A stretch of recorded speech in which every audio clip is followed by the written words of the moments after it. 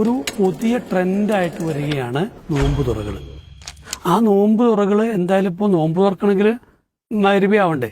അപ്പോൾ ഇതിൽ ആൺകുട്ടികളും പെൺകുട്ടികളും ഒക്കെ ഒന്നുകിൽ ക്ലാസ് കഴിഞ്ഞ് അവിടെ സ്റ്റേ ബാക്ക് ചെയ്യുകയാണ്, അല്ലെങ്കിൽ അണിഞ്ഞൊരുങ്ങി എന്ത് ചെയ്യും, രണ്ടാമത് വീണ്ടും എത്തുക. ഇത് ഇഫ്താർ ഒരു ആഘോഷമല്ല, ഒരു ആരാധനയുടെ ഭാഗമായിട്ടുള്ളതാണ്. പക്ഷേ ഇതിനെ ആഘോഷമാക്കിയിട്ടാണ് ഇപ്പോൾ മാറ്റിയിട്ടുള്ളത്. അപ്പോൾ ആഘോഷത്തിൻ്റെതായ പൊതു സ്വഭാവങ്ങളൊക്കെ ഇതിലേക്ക് വരുന്നുണ്ട്. അത് വെറുതെ ഒരു ഭക്ഷണമല്ല, അതിൻ്റെ ഭാഗമായിട്ടുള്ള ആഘോഷങ്ങളുണ്ട്. ഈ ആഘോഷങ്ങളെല്ലാം കഴിഞ്ഞു വേണം തിരിച്ചു പോകാൻ.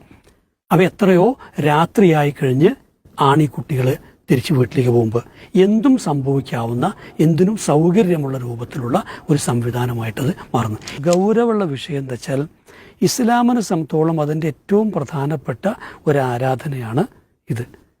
ഈ ആരാധനയുടെ രൂപം നിശ്ചയിച്ച് എന്നിട്ടുള്ളത്, അതെങ്ങനെ ആയിരിക്കണം എന്നുള്ളത്, എന്തിനു വേണ്ടിയാണെന്നുള്ളതൊക്കെ ഖുർആനിലൂടെ പഠിപ്പിക്കപ്പെടുകയും പ്രവാചകൻ മാതൃകയായി കാണിച്ചു തരികയും ചെയ്തിട്ടുണ്ട്. ഈ മാതൃക പിൻപറ്റാത്തിടത്തോളം ഇതിലൊരു പ്രതിഫലമില്ല എന്ന് മാത്രമല്ല, അതിനെതിരാകുന്നതിലൂടെ എല്ലാവിധത്തിലുമുള്ള അവിശുദ്ധതകളിനകത്ത് വരും. അപ്പോൾ ഇവിടെയുള്ള പൊതു സംസ്കാരത്തിൽ നിന്ന് നമ്മളിലേക്ക് കടന്നു വന്ന, നമ്മുടെ ഹൃദയത്തിൽ കൂടുകൂട്ടിയ എന്തെല്ലാം വൃത്തികേടുകളുണ്ടല്ലോ, ഇതിനേക്കൊന്ന് തിരിച്ചറിഞ്ഞ് തക്കവയോടെ നേരിട്ട് ശുദ്ധീകരിക്കുക വേണ്ടേ. പക്ഷേ ഇല്ലാത്ത മാലിന്യങ്ങൾ കൂടെ ഇതിൻ്റെ ഭാഗമാക്കി മാറ്റുകയും, നാളെ റമദാൻ എന്ന് പറഞ്ഞാൽ, ഇഫ്താർ എന്ന് പറഞ്ഞാൽ ഇതാണെന്ന ആളുകൾ തെറ്റിദ്ധരിക്കാനിടയുള്ള വിധത്തിലേക്കാണ് കാര്യങ്ങൾ പോകുന്നത്.